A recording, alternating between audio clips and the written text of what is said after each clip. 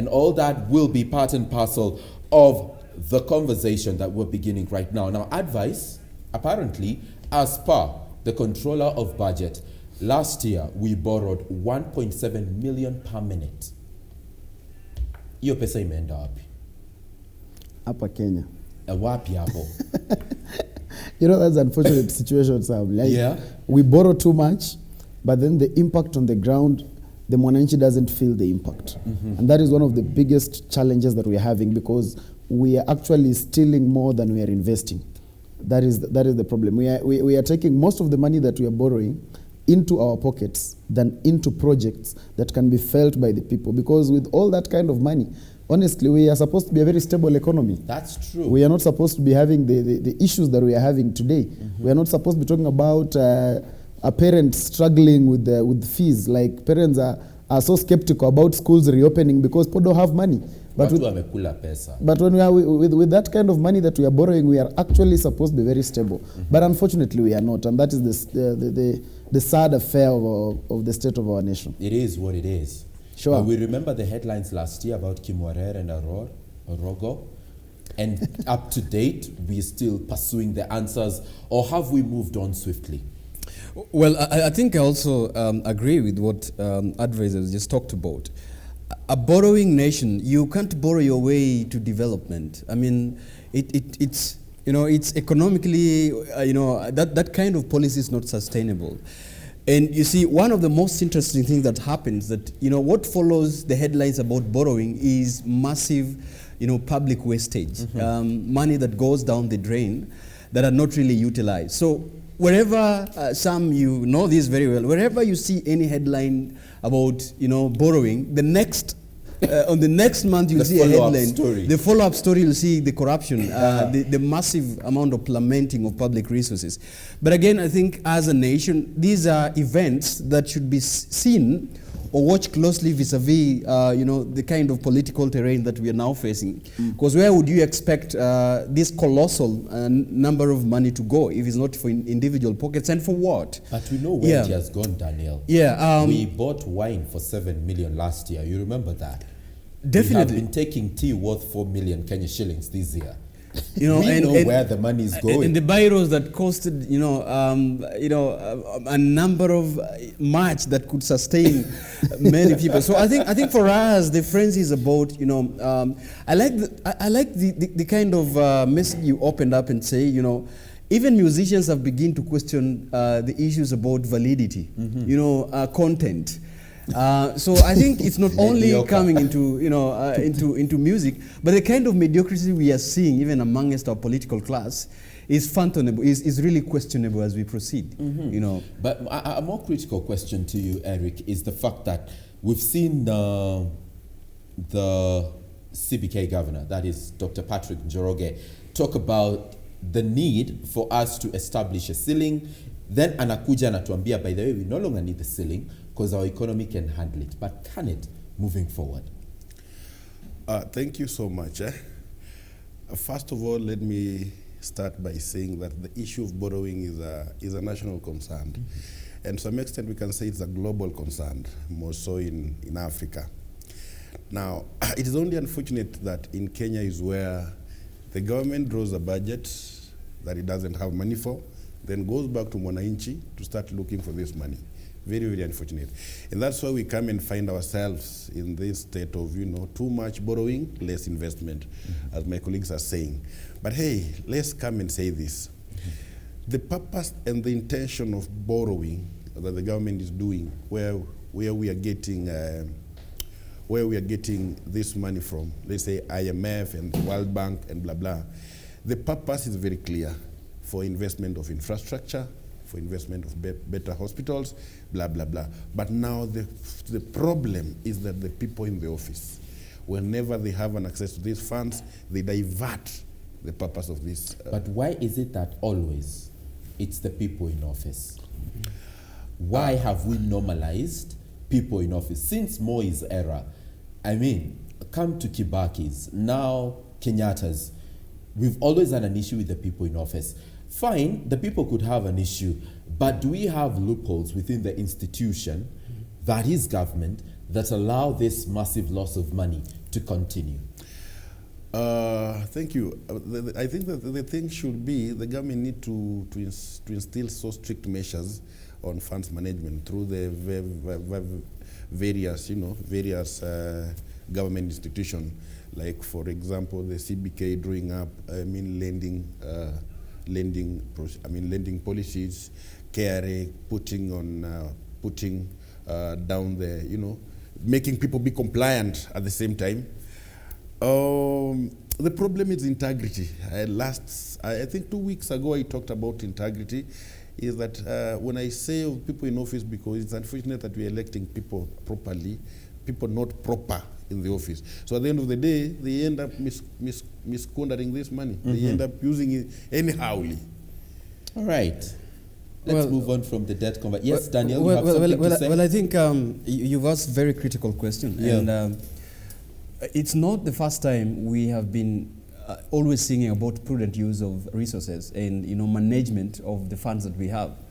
The most critical questions you put on the table is, why has it always been this way? I mean, the government, the Jubilee government, and you remember some times ago when the president said that we are going to do audits. All public servants will be exposed to vetting, and they will run through a system that will make sure that all those who are held accountable are sent home, or rather are suspended. And then we saw a very populist movement. We saw populist measures, like everybody, like almost all public servants were sometimes sent home. So that auditing was done by that time. Yeah. But again, we are back to it. So I think the most critical thing that we need to ask is, wherever any public servants are into position, do we stick to the service charter? Do we really be prudent? Do we really follow the oath that we have sworn, that we are going to be accountable with the office we hold and promote the ideals and the values of leadership and integrity?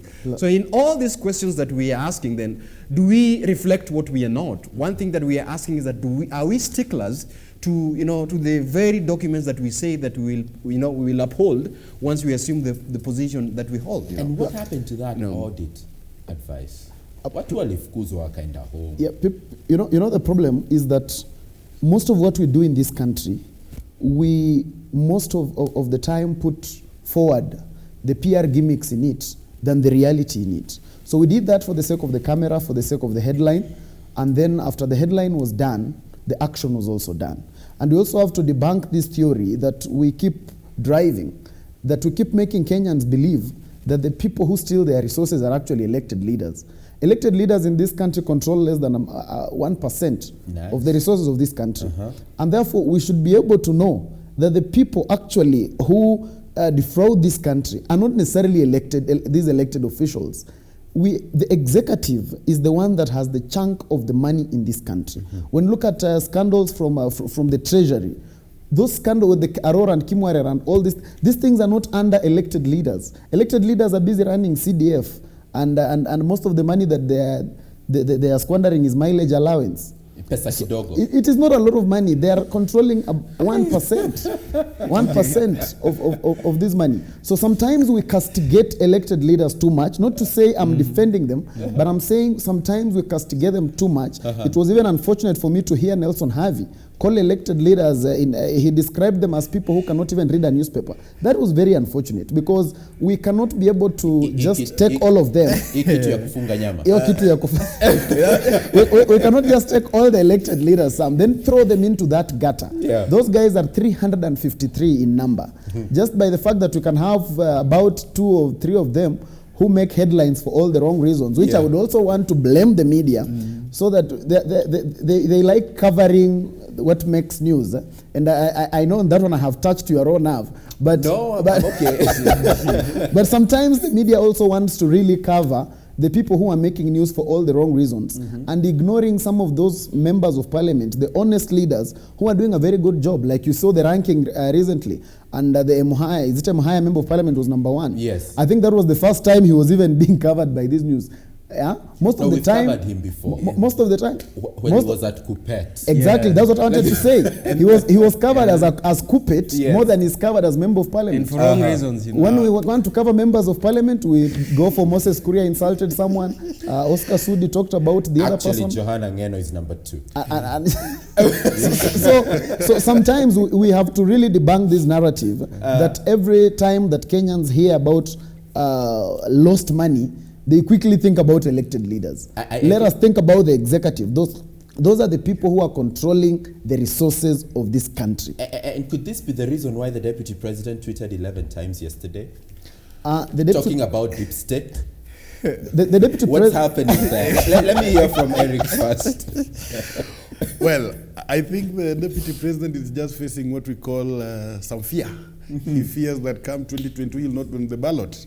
All right? But going back to my friend, my learned friend, I think it's high time we stop the issue of generalization and we address individual issues in terms of if somebody is responsible for a mistake, let him be handled as a person, but not the because at the end of the day, when you generalize this issue, you now kupaka matope the whole system. Now you say in general, now you'll hear people saying serikali ni mbaya, but generally at the end of the day, it's not that the serikali ni mbaya, but some few individuals in this serikali ndio mbaya. Secondly, on the issue of accountability, you see, most people in these state offices, they are not accountable.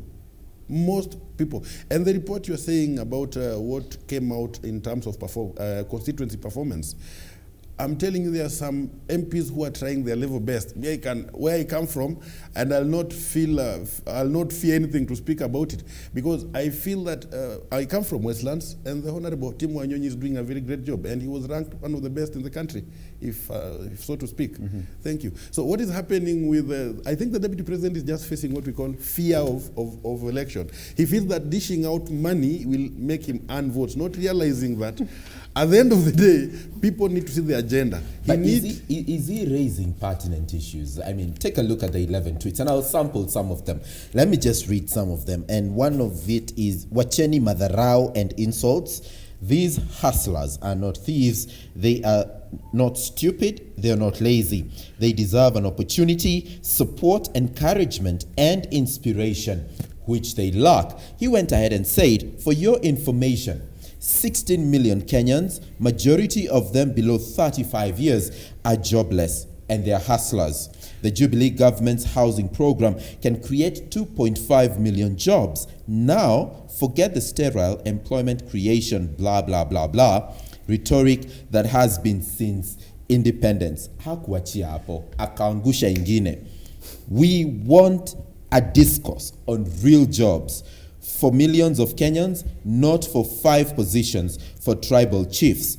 Jobs for ordinary citizens. How many jobs again? In which sectors and when? These are the urgent questions we need to be posing. Positions can wait kidogo. What could have driven the Deputy President to write all this? You see, let's look at this Deputy President. When he talks about the issue of creating jobs, let's look at for how long has he been in the government? And all this time that he's been in the government, what has he done, even from his constituency where he come back to Kenya? When we were facing 2017 general election, he made a lot of promises. So as my friend said, it's high time people stop doing what we call PR. But PR, what's the alternative? Alternative. If you look at Raila, for example, how long has he been in government? If you look at the president, right, how long has he been in government? When you look at other leaders, how long have they been in government? Let me hear from Orogo first. You know, yeah, I knew you were coming to me. Is longevity even the issue here? We discussed partly last time on the panel, and it's interesting we are coming back to is, you know, the Deputy President, like my colleague has said, has been in the government, you know, serving as a member of parliament, and again as a Deputy President, and knows how the government even works. As a minister. Even as a minister. So first of all, let me say that in all his social media vitriol, he understands where the problem is. And it is important that, you know, sometimes we give the devil his due. you know, I say that when he mentioned, you know, the issue about creating jobs, when he mentioned about the issues about the hustler, the question that, you know, people should accord him the decency of hearing is that, you know, when he mentioned this thing, he knows what he's talking about. And is raising a very pertinent questions, like you said. Now, the controversy comes in when you ask now, this is a person that has been in the government for a long time. Why did he not leverage through the position he has to provide for the same things that he's talking about? We have been in this panel saying that, you know, sometimes his persona vis-a-vis his position do not allow him to delve into this thing as he wanted to do. You know, but we what are would here. stop him? We are here, and we discussed last time that, you know, is he even getting the resources he needs in his office, you know, to promote the actions of a deputy president? But they you know, say that he's first in of the all. shadows. Now, in this opportunity that we are asking the deputy president, and I say this very well, any political leader who feels that the deputy president, you know, is being demonized for supplying wheelbarrows, we talked about in last time this panel, and border borders, and washing machines, you have, and building churches, you know, and fundraising. Everybody has the opportunity to do that. The Right Honorable Prime Minister has the opportunity to do that. Every other person, every contender has the resources to make sure that in his own or her small way, he can supply the same wheelbarrows, he can supply the same equipments with the hustlers. But, so I don't think it attracts the vitriol that we are seeing along the political scene. Fair point, and in all manner of interest when it comes to balance advice. A similar poll was conducted by Infotrack back in the day. And as Eldoret North Member of Parliament, he was ranked as one of the best performing. He went ahead, and we credit him as a Minister for Higher Education for introducing some of the reforms we saw within institutions of higher learning and also TVET institutions in this country. He is touted as a man who has been at the backbone of Jubilee's political success when it comes to elections, both in 2013 and in 2017. Is he then within his own right to pose some of these questions? And is he calling out on the godfathers and deep state, as they're popularly known as? That is for advice. You know, Sam? Yes. If there is one thing I question in the deputy president, is maybe his potential to lead a country. But if there is one thing I don't question about him, is his ability to be a politician. And the deputy president is a smooth politician. He knows smooth operator. He knows how to go about his politics. But in terms of leadership, it's purely another different ballgame. Because just on the tweets that you read, I don't take the deputy president seriously when he talks about tuache madarau, let us stop insults. That tweet started with him saying, loads of poverty. Like on the same tweet that he asked people not to insult people, it opened up with an insult. So I don't take him seriously. An insult or a reality? You know, the words load of poverty, to me, I take it like, you really can, in the capacity of a deputy president, that is not what I expect of you to call others, whether you agree with them or not agree with them, because it is such kind of visual language that starts leading us towards a very dangerous path. Lakini sasa advice, vitu kwa ground zikoaje? Are people poor? People are poor. Is poverty a reality in this country? Poverty is a reality. How else would he have opened up the tweet? And I'm not holding brief for the deputy president. Yeah. How else would he have opened up that tweet? I don't speak for him. I think Dennis Itumbi would be at a better position to answer that. But then you really don't open a tweet by calling other leaders loads of poverty. It really doesn't make sense. But then in terms of him and the wheelbarrows and the rallies and the tweets that he's doing, all those things, and I don't know why my colleagues are saying, you know, the deputy president has been in government. My friends, the deputy president is in fact, the deputy president is government today. The reality as we of speak that is today. You see, the reality of that is he a is bit, the deputy. You know, One person at a time. he is the deputy president of the Republic of Kenya. It is not about he was in government. Why are you talking about the past? These things that the deputy president is talking But about they could today. be valid advice. The things he's talking about He has today. said that he's in the shadows. Exactly, He Sam. literally showed up at the party headquarters na hakukuwa na mtu wa kumpokea. Sam.